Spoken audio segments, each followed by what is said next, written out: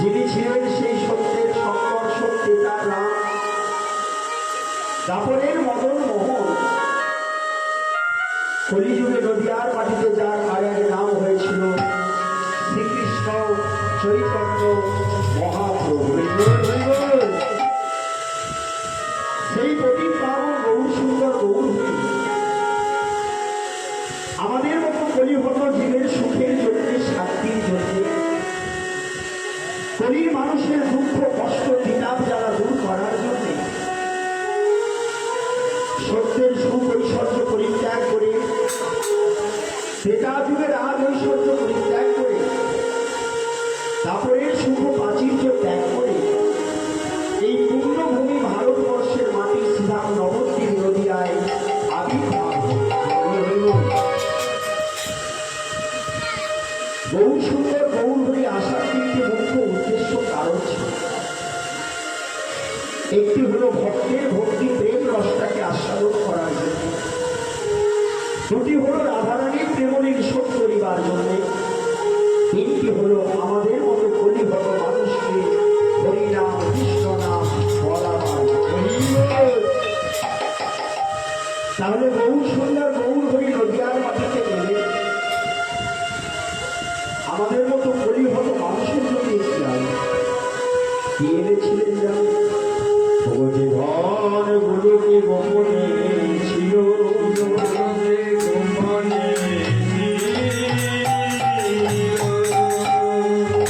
এই অমূল্য রতন মধুরার মধুর কৃষ্ণ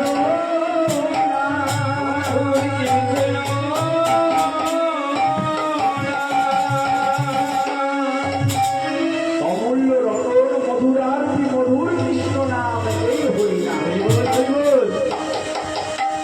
যে হরিনাম নিয়ে এত দাপাদাপি, যে হরিনাম নিয়ে এত মাতামাতি, গ্রামগঞ্জ শহর তোলবার পরে একটাই নাম, অমৃতময় মধুরার মধুর কৃষ্ণ নাম, এই হরিনাম। সর্বমর্ত পাতাল ভুবন মঙ্গল করে একটাই নাম, মধুরার মধুর সেই কৃষ্ণ নাম হরিনাম। আর সেই হরিনাম কৃষ্ণ নামের বসবাসনে মাথায় নিয়ে দাদা নিত্যানন্দকে সঙ্গে নিয়ে, হরিদাসকে সঙ্গে নিয়ে, নবদ্বীপের অগণিত ভক্তদের সঙ্গে নিয়ে নদিয়ার পথে পথে ঘুরে কলির মানুষের ঘরে ঘরে সেই হরিনাম কৃষ্ণ নাম পৌঁছে দিয়েছিল। কলির মানুষের দ্বারে গিয়ে করজোড়ে যেতে ছেড়ে বলেছিল, তোমরা সবাই হরিনাম করো, কৃষ্ণ নাম।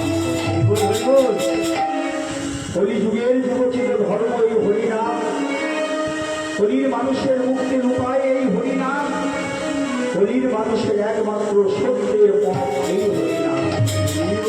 তোমরা সবাই হরিনাম করো, কৃষ্ণ নাম। পতিত পাবন মোরা সেই মধুসূদন নদিয়ার গোরা বিপদ ভঞ্জন